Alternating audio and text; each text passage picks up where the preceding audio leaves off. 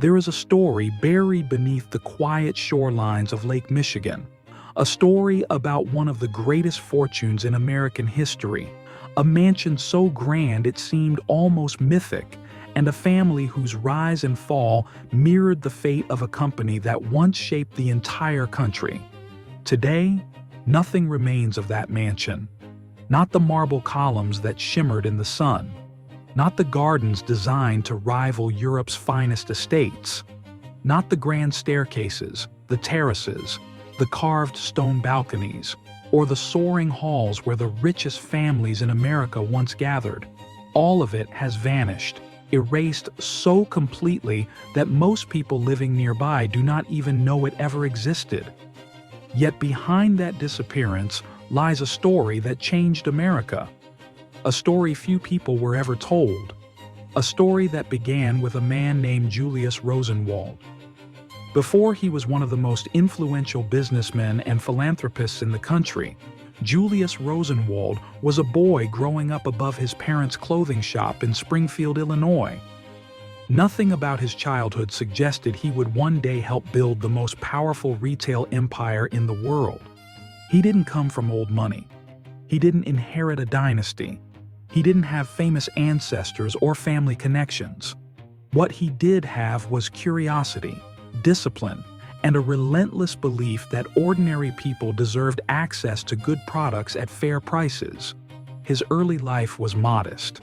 His parents had arrived from Germany with almost nothing, and like so many immigrant families, they built their lives inch by inch.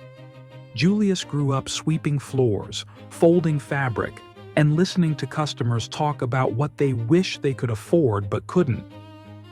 These small, everyday conversations would shape his belief that Americans were hungry for quality, reliability, and accessibility.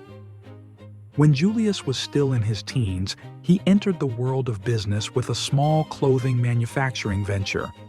It wasn't glamorous, but he watched, learned, and understood the power of scale. The world was changing fast. Factories were rising, railroads were stretching across the nation, and millions of Americans were moving westward, settling in small towns far from major cities. Julius saw something most businessmen ignored. These distant communities had money to spend, but lacked access to affordable goods. And then came the moment that changed his life. In the late 1800s, he met a man whose ideas were bold, chaotic, and often criticized, Richard Warren Sears. Sears had already started selling watches by mail, a strange idea at the time, but it was working. He understood that catalogs could reach people no store could. When he partnered with Villa Roebuck to repair and manufacture watches, the small operation grew. But Sears needed stability. He needed someone disciplined, someone who could turn vision into structure. Julius Rosenwald became that person. What followed was one of the most powerful partnerships in American history. Under Rosenwald's leadership, Sears, Roebuck and Company evolved from a chaotic mail-order experiment into a national powerhouse. The Sears catalog became a lifeline for rural America. It wasn't just a book, it was a window into possibility. You could order clothes, tools, furniture, toys, livestock, appliances, even entire houses. And with Rosenwald's steady hand, the company exploded in size. By the early 1900s, Sears was earning millions upon millions, and Julius Rosenwald became one of the richest men in the nation. But despite his fortune, he lived quietly, until one project changed everything. At the height of his success, Rosenwald decided to build an estate unlike any other on the shores of Lake Michigan. A place designed not to show off wealth, but to create an environment of peace, beauty, and culture for his family. He named it Villa Pompeia. The name was inspired by the classical world, by order, structure, and elegance. But the estate itself was not ancient. It was modern, enormous, and stunningly ambitious. The land sat north of Chicago, close enough to the city to stay connected, yet far enough to feel calm and private. Rosenwald hired the most talented architects, landscapers, and artisans he could find. They designed a mansion with more than 50 rooms, hallways lined with carved stone, loggias supported by marble pillars, and views of the lake that stretched endlessly across shimmering water. The gardens were arranged in terraces that flowed down toward the shoreline. Pathways curved beneath arbors heavy with flowers. Fountains glimmered. Sculptures stood against manicured hedges. Even the drive leading to the house felt like a ceremonial approach, a slow reveal designed to prepare visitors for the grandeur ahead. Inside, Villa Pompeia reflected not only wealth, but taste. Rosenwald loved art, but unlike other Gilded Age titans who collected works to flex status, he chose pieces that told stories or connected to cultures he admired. There were tapestries, paintings, rare books, and artifacts from around the world. The mansion overflowed with light thanks to enormous windows and carefully crafted skylights. Rooms were arranged to guide guests through a rhythm of intimacy and openness. Quiet studies, grand entertaining halls, warm family rooms, and a dining space where lake breezes drifted through in summer. The estate became a sanctuary, a place where the Rosenwald family gathered for celebrations, holidays, and quiet moments away from the pressure of running a national empire. But while the mansion was extraordinary, Julius Rosenwald's true legacy stretched far beyond the walls of Villa Pompeia. Unlike many wealthy families of the time, he was driven not by public display, but by responsibility. He believed deeply in giving back, and his philanthropy became legendary. Most famously, he funded the construction of thousands of schools across the American South for Black children during an era when segregation denied them even the most basic educational opportunities. These became known as Rosenwald schools, and the impact they had on generations is immeasurable. Yet even as he changed the lives of millions, few knew anything about the estate hidden on the lakefront where he returned each evening. As Sears continued to grow, so did the attention on Rosenwald's success, but he remained modest. To him, Villa Pompeia was not a monument. It was a home, a place to think, rest, and be with family. And for many years, it was exactly that. Summers were filled with laughter, gatherings on the terraces, and long afternoons by the water. Julius's children played in the gardens, explored the paths, and grew up believing that their father's success was not something to flaunt, but something to respect. The estate, for all its beauty, remained grounded in a quiet sense of purpose. But time has a way of reshaping everything. Wealth, no matter how vast, is not eternal. Companies rise and fall. Families grow, change, disperse. Even the strongest foundations can shift. And although Villa Pompeia stood proudly in its prime, its future would become far more complicated than anyone expected. The same forces that built the Sears empire would one day begin to tear it apart. And the mansion that once symbolized stability and vision would face a fate no one in the Rosenwald family could have predicted. Julius Rosenwald passed away in 1932, leaving behind a legacy that would endure for generations.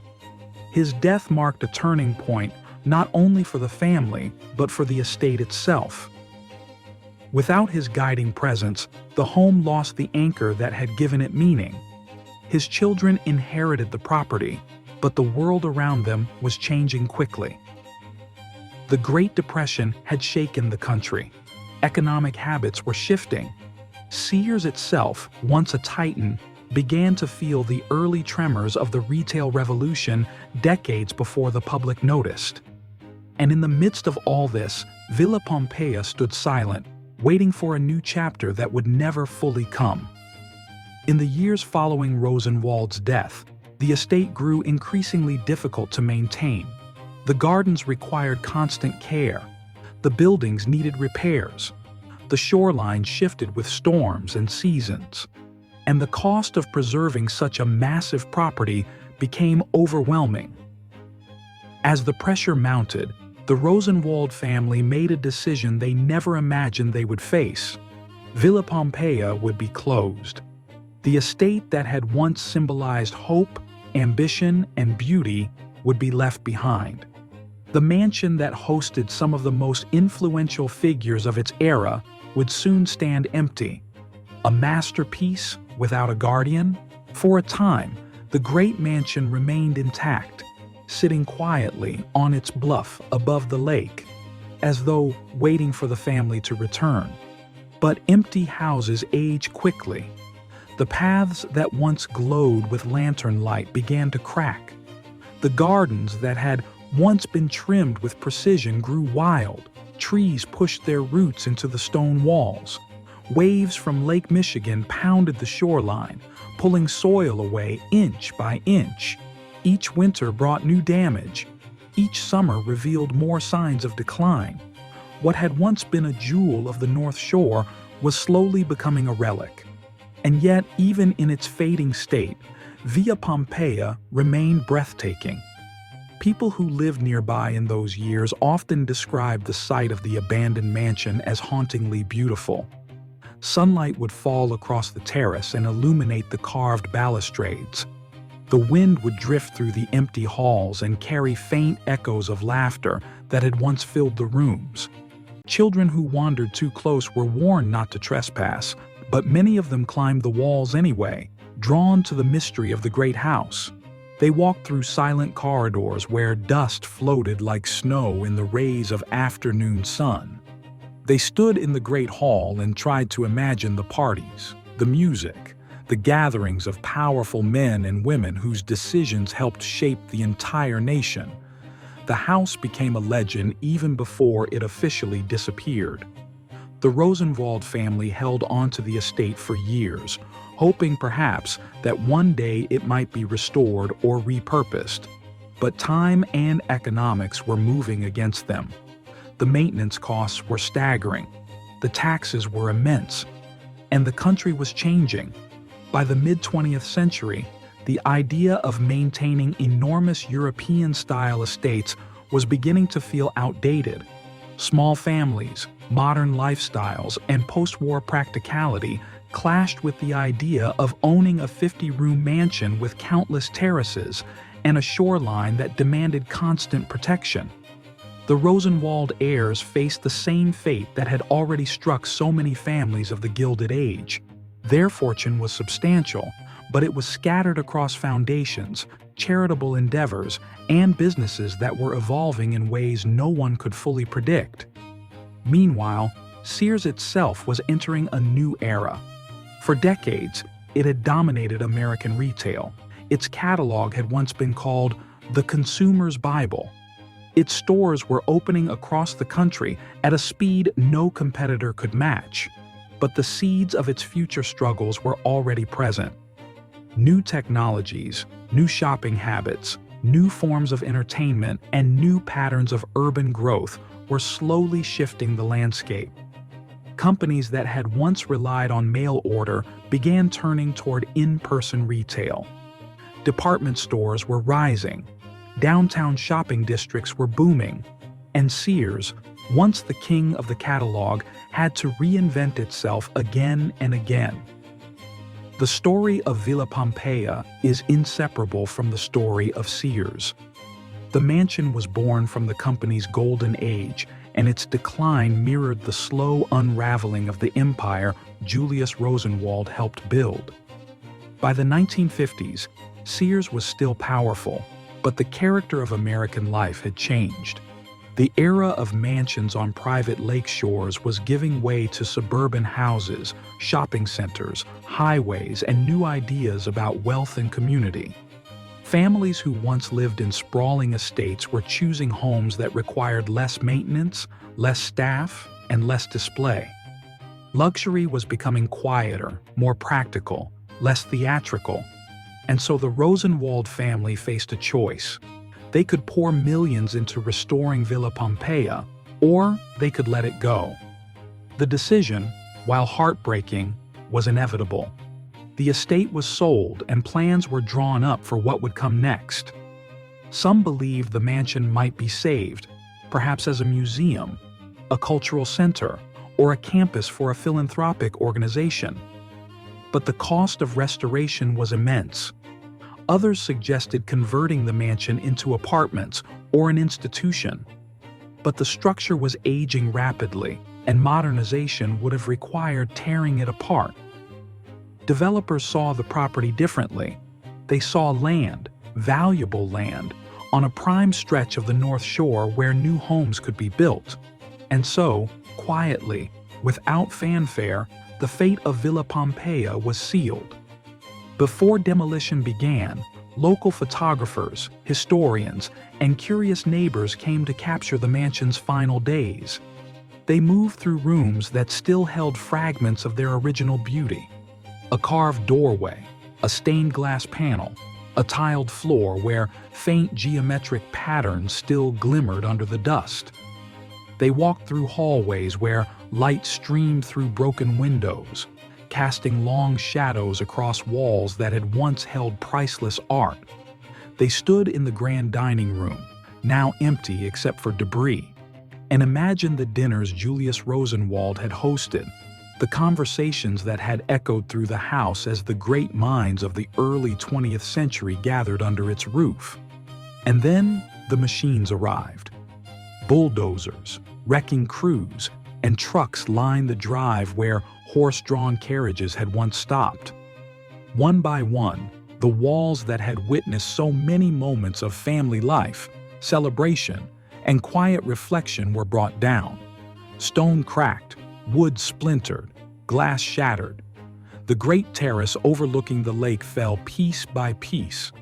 Gardens that had once been exquisite works of art were erased as though they had never existed. Within months, the estate was gone. Nothing remained but flat land, remnants of foundations buried under dirt, and the memories of those who had seen the mansion in its prime. For the people who lived nearby, the destruction left an ache. Even those who had never set foot inside felt that something meaningful had been lost. The mansion had been a landmark, a piece of history woven into the identity of the region.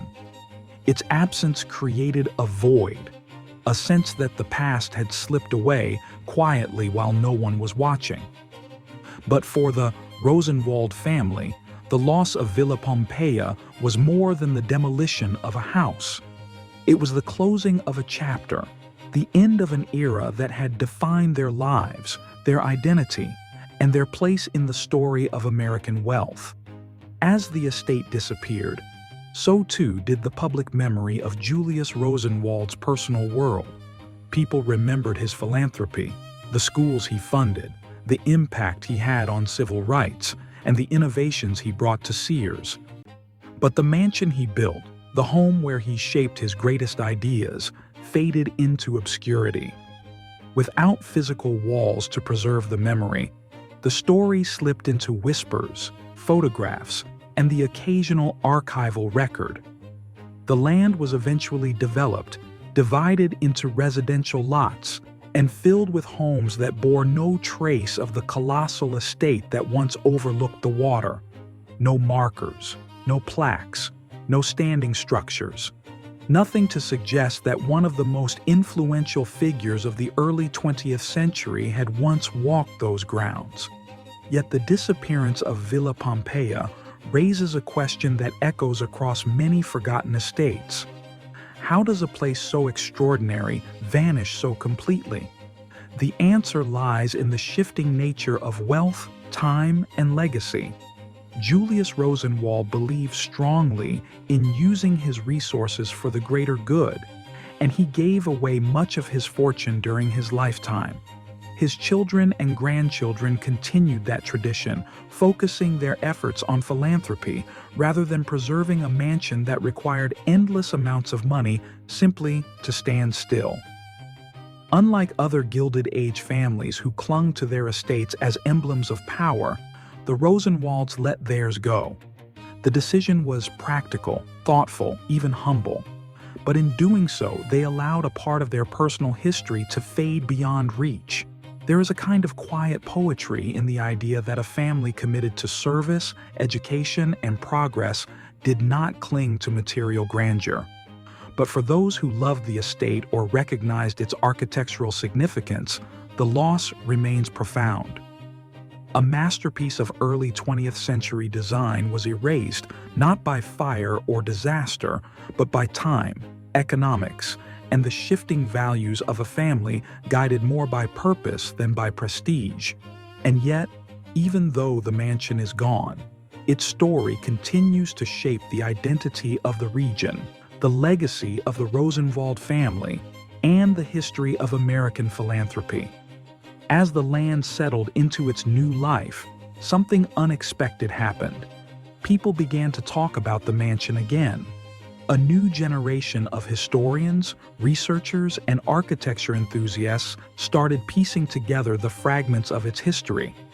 Old photographs resurfaced, letters, documents, and architectural drawings were studied, and slowly, the story of Villa Pompeia began to reemerge.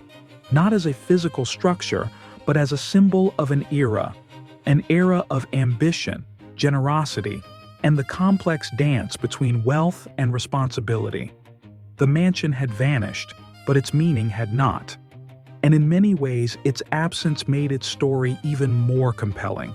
A reminder that even the greatest achievements can disappear if we do not choose to remember them.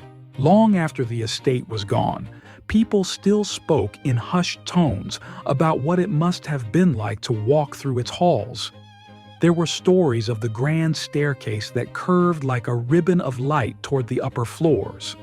Stories of the library where Rosenwald spent countless evenings reading by lamplight, surrounded by books collected from around the world.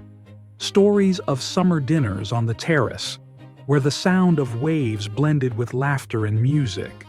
And stories of the gardens, layers of terraces, fountains, and flowering vines that once made Villa Pompeia one of the most enchanting estates in the Midwest.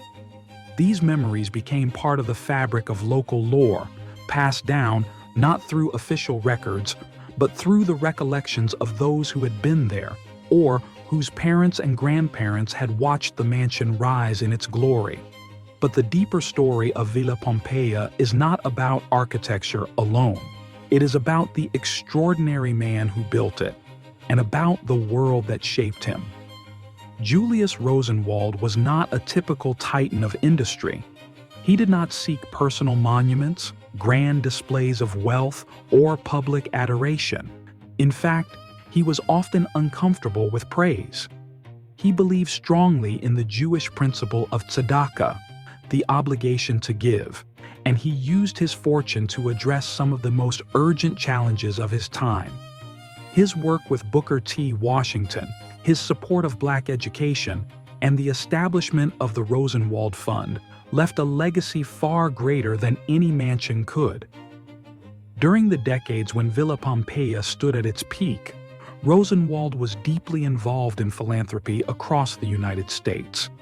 He traveled extensively, visited communities in need, and listened to people whose voices were rarely heard by the powerful. He had a rare ability to see potential where others saw obstacles. And yet, for all his public work, he was a private man at heart. The estate allowed him to retreat from the demands of leadership, to gather his family around him, and to find moments of calm. The lake, the gardens, the soft glow of the house in the evening. These became the backdrop to a life lived with purpose. But as the decades passed, the landscape of America changed dramatically.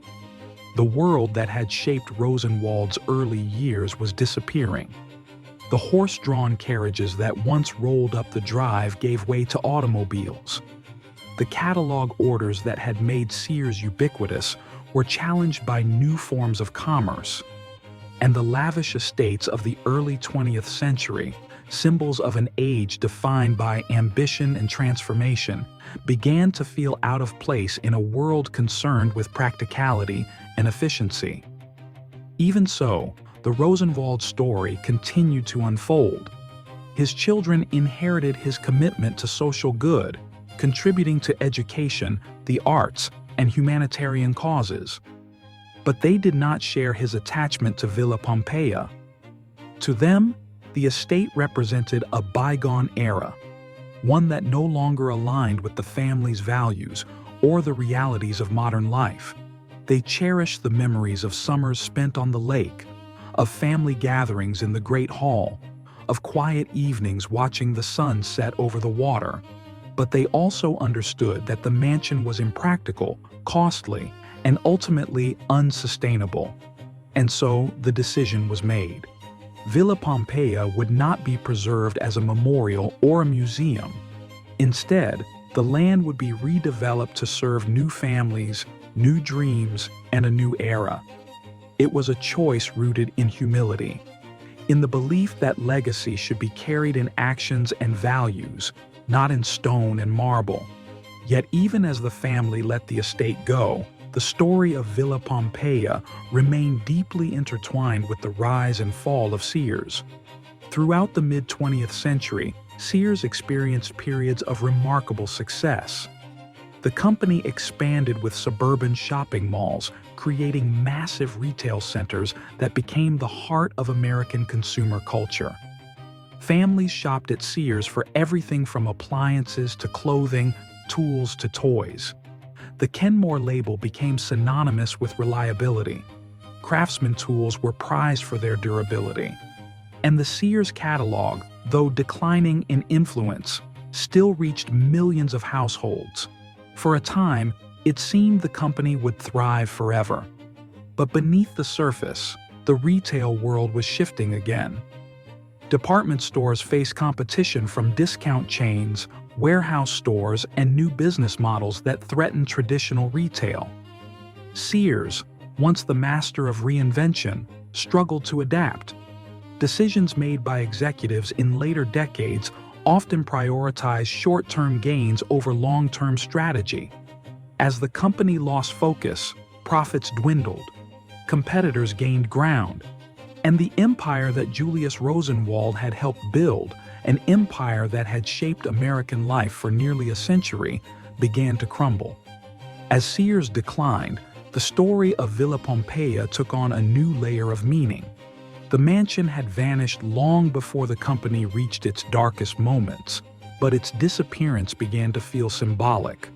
It was as though the estate had been an early whisper of what would one day happen to the entire empire. A grand creation, born from innovation and vision, slowly undone by forces that could not be controlled. A reminder that nothing, no matter how massive or influential, is immune to the passage of time. Yet for all the tragedy woven into the story, there is another side to the legacy of Julius Rosenwald and his estate.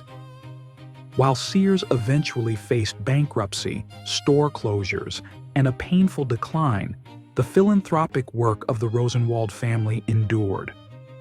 The schools he funded remain one of the most significant educational efforts in American history. His investments in Black communities helped countless individuals rise from poverty and pursue opportunity. His support for museums, universities, and cultural institutions continues to shape the nation. And even though Villa Pompeia no longer stands, the values that guided its creation live on. In the decades following the mansion's demolition, the land where it once stood transformed into a neighborhood of quiet residential streets. Houses with tidy lawns and modest architecture replaced the terraces and gardens. Families who moved into the new homes often knew nothing about the estate that had once dominated the shoreline. Children played where once there had been marble fountains. Dogs ran across yards built on ground that had once held priceless works of art. And life continued, ordinary and peaceful, in a place that had once been a center of wealth and influence. Occasionally, construction workers digging foundations would uncover fragments of stone, old pipes, or pieces of tile, small reminders of the mansion that had vanished. Some homeowners kept these artifacts as curiosities, unaware of their significance. Others discarded them without a second thought. The past lingered beneath the surface, quiet and unassuming, waiting for those curious enough to uncover it. And those curious people eventually arrived. Historians, preservationists, and architecture enthusiasts began digging through archives, searching for photographs, maps, and records. They visited libraries and historical societies, looked through old newspapers, and pieced together the story of Villa Pompeia. Over time, a clearer picture emerged. A picture of a mansion that had been among the most extraordinary in the Midwest. A picture of a family whose influence shaped the nation. And a picture of how easily history can be erased when the world moves on too quickly. As the research expanded, interest in the Rosenwald story grew. Documentaries were produced, articles were written, museums created exhibits honoring his philanthropic work. And gradually, people began to recognize that the story of Villa Pompeia was not just about a mansion. It was about ambition, generosity, innovation, and the fragile nature of legacy. It was about the rise of American retail, the shifting tides of wealth, and the responsibilities that come with power. And it was also about the simple truth that some of the greatest stories in American history remain hidden beneath the surface, waiting to be rediscovered. The land where Villa Pompeia once stood is quiet today. Trees sway in the wind. Children ride their bikes down the street. Neighbors walk their dogs in the early morning light. Few of them know that they pass each day over the foundations of a lost palace. But the memory of the estate endures in the stories shared by those who refuse to let history disappear. It endures in the photographs preserved in archives, in the documents stored in libraries, and in the curiosity of people drawn to the mysteries of America's forgotten estates. And perhaps most importantly, it endures in the legacy of the man who built it. Not in the stone that once formed its walls, but in the lives he changed, the communities he uplifted, and the belief that wealth should be used for the betterment of others. Julius Rosenwald may have built one of the grandest estates of his time, but he built something far greater in the hearts and minds of the people his philanthropy touched. His mansion may be gone, but his impact remains unshaken. Yet even with such a powerful legacy, the story of Villa Pompeia continues to hold a sense of mystery. Questions linger about the decisions that shaped its fate. Why was the mansion demolished rather than preserved? Could it have been saved if the public had known more about its significance? What treasures were lost when the walls came down? And what stories will forever remain buried beneath the quiet lawns of the neighborhood that replaced it? These questions remind us that history is fragile, easily broken, and often overlooked. They remind us that every abandoned mansion, every demolished estate, and every forgotten property carries within it a universe of stories waiting to be told. As the decades passed, the quiet disappearance of Villa Pompeia became a symbol of something larger happening across the United States. All over the country, great estates from the early 20th century were vanishing. Some fell to fire, others to neglect. Many were demolished to make room for suburbs, office parks, or modern developments. The American landscape was being reshaped, and with each estate that disappeared, a piece of history faded away. Villa Pompeia was just one of hundreds, but its story carried a weight that few others did, because it was tied so closely to the rise of one of the most influential companies in the nation. For years, people would drive along the North Shore and never suspect that such a grand estate had once stood behind the trees. That was part of what made the story so haunting. The land looked ordinary, calm, and suburban. Only the lake remained unchanged, its waves rolling gently toward the shore, as if remembering the mansion that had once watched over them. Sometimes, in the early morning light, when the fog drifted across the water, it was possible to imagine the silhouette of the house rising in the mist, its columns and terraces appearing for a brief moment before fading again. It was as though the memory of the estate refused to fully disappear. The connection between Villa Pompeia and the fate of Sears grew even more striking as the 21st century approached. Sears, once the largest retailer in the world, began to unravel with alarming speed.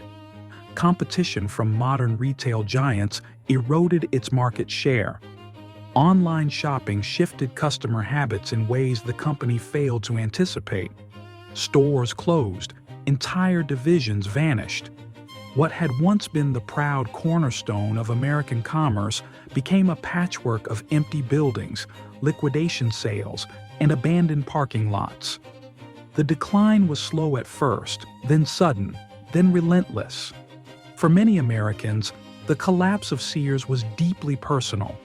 Families had memories tied to the brand, appliances purchased at Sears, tools passed down from generation to generation, Christmas gifts ordered from the catalog, back-to-school shopping trips, and home goods that lasted decades.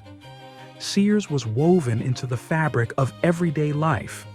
And so, as the company crumbled, people began looking back, searching for the roots of the empire, the stories of the men who built it, and the legacy they left behind. In that search, the story of Julius Rosenwald resurfaced, and with it, the forgotten tale of Villa Pompeia. Historians revisiting Rosenwald's life found themselves surprised by how few people knew about the mansion.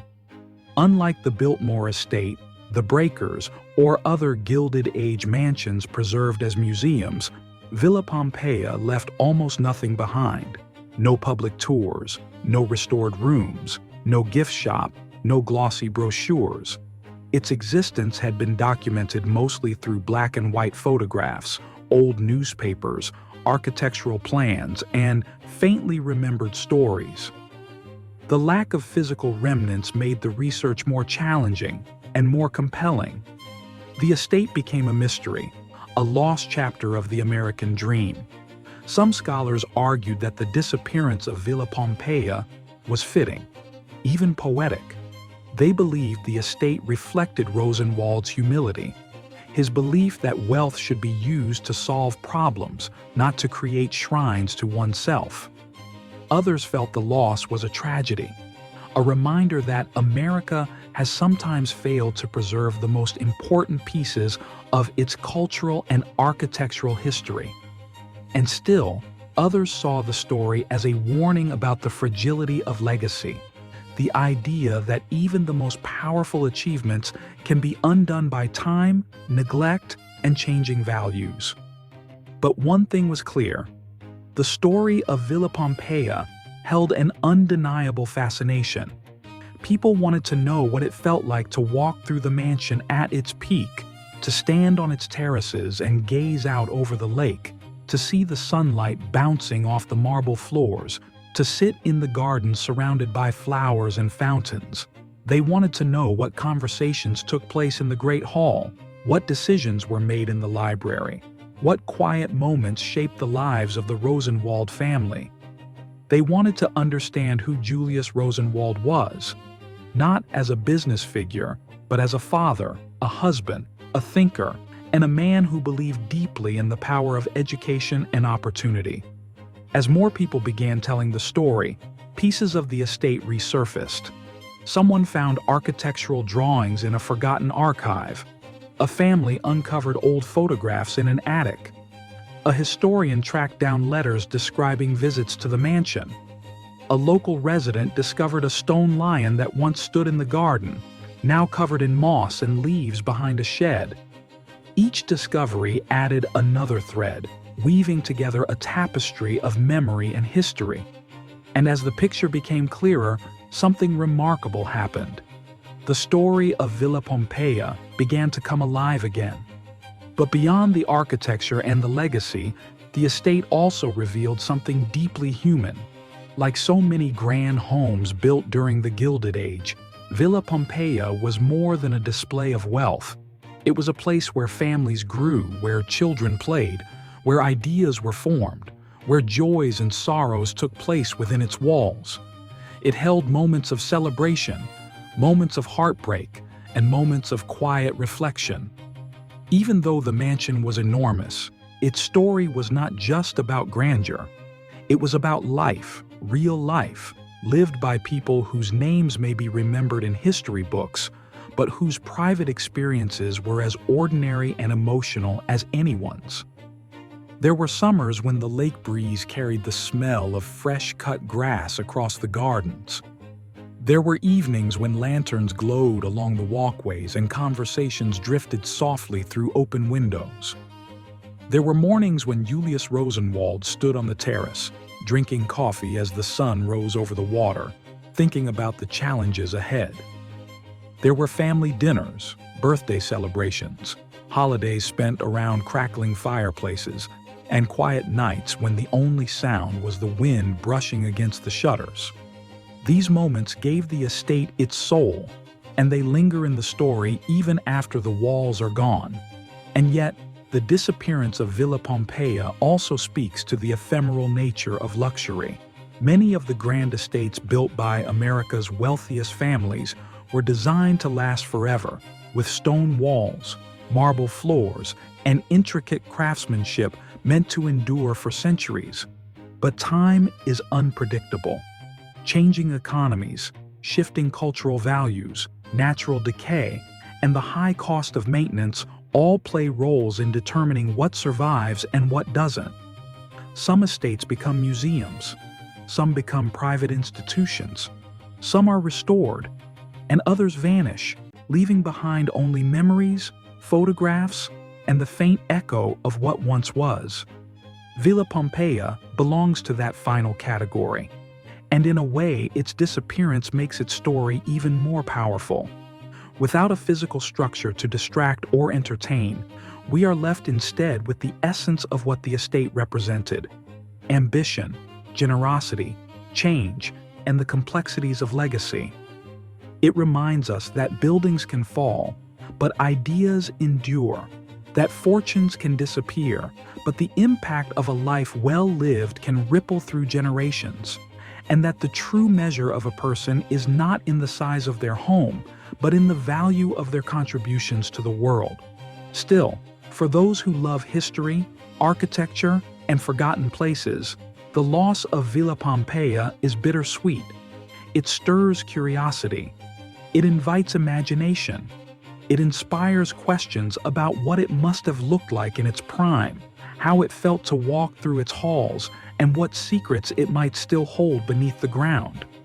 It encourages us to look beyond the surface of familiar places and wonder what stories lie hidden beneath the lawns, roads, and neighborhoods of modern cities. Because sometimes, the greatest stories are not the ones standing proudly in front of us. They are the ones buried just out of sight. And so the story of Villa Pompeia lives on not through preservation, but through rediscovery. Through people who stumble upon an old photograph and feel compelled to learn more. Through historians who follow threads until they become tapestries.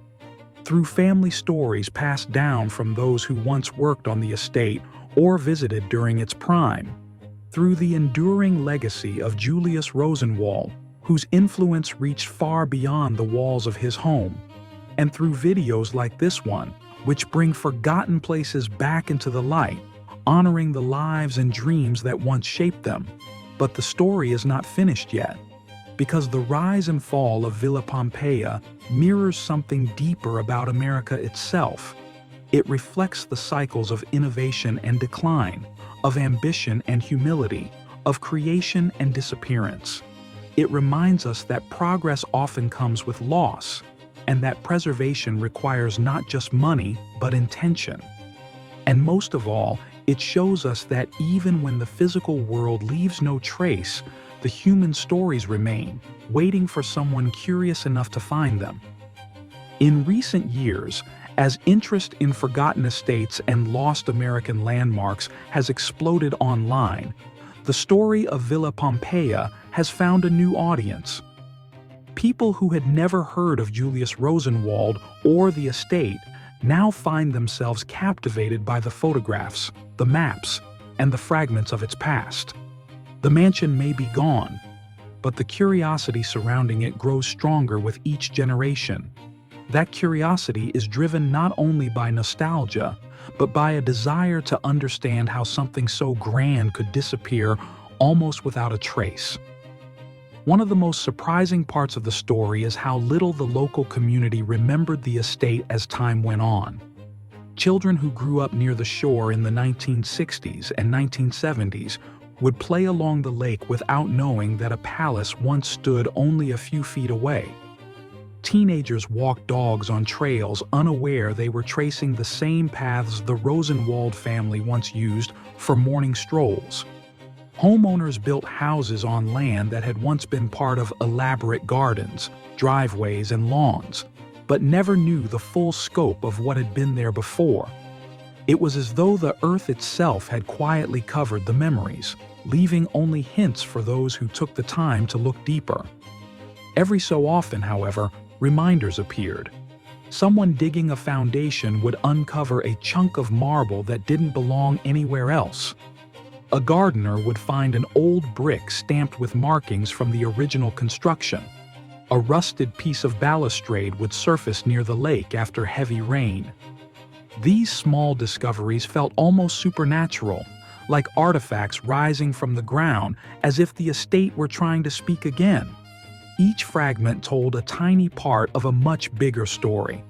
For historians, one of the most haunting aspects of Villa Pompeia is the question of what might have happened if the Rosenwald family had chosen to preserve it.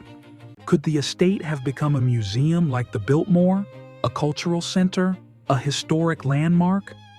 Would people today line up to walk through restored rooms filled with original furniture and artwork? Would the gardens bloom once again with the same colors and shapes Julius Rosenwald once envisioned?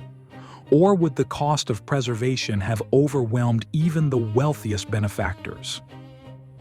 These questions linger, and they add a sense of wistfulness to the story. But preservation is complicated. Many people misunderstand how difficult and expensive it is to maintain a mansion of that size. Even in the early 1900s, it required dozens of workers to keep the estate functioning. Modern restoration would require millions of dollars and constant upkeep. Without a clear purpose or long-term funding, even the grandest estates face uncertain futures. The irony is that the Rosenwald family, who spent their lives giving money away to help others, may have simply seen little reason to preserve something that belonged only to them. Their legacy lived through people, not buildings. Still, the loss of Villa Pompeia captures the imagination because it represents more than just a demolished home. It represents a cultural shift, a changing America. A moment when society moved away from extravagant displays of wealth and towards something more modest, more practical, and more forward-looking. As the economics of the 20th century changed, so did attitudes about grandeur. Large estates were no longer symbols of pride, they became burdens, and so they disappeared.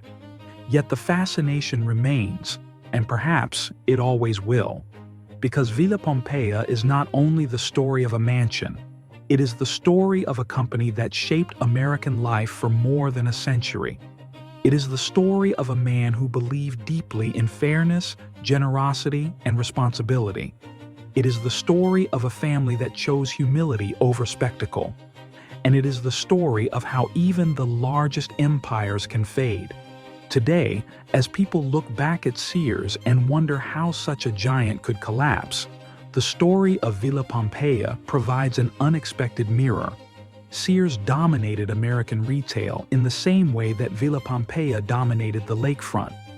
Both were symbols of ambition, innovation, and success. Both reshaped the lives of countless families, and both, in time, fell. They remind us that nothing lasts forever, not businesses, not fortunes, not even the greatest mansions built of stone and marble. But they also remind us that some legacies reach beyond the physical world. Julius Rosenwald may not have preserved his estate, but his impact endures in schools still standing across the South, in communities that gained opportunities because of his philanthropy, and in the countless lives changed by his belief in education and equality. His estate vanished, his generosity did not. If you walk the lakefront today and stand quietly, you can almost imagine the house rising out of the ground again.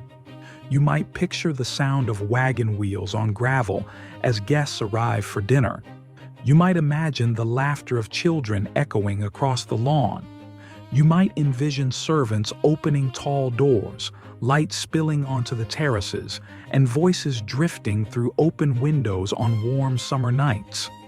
For a moment, the past feels close enough to touch, and in that moment, you understand why these stories matter. They connect us to the people who came before. They teach us about ambition, loss, hope, and change. They show us that history is not made only of dates and facts, but of real human lives and the places they built. They remind us that every demolished estate once held dreams as real as our own, and they urge us to pay attention to what remains.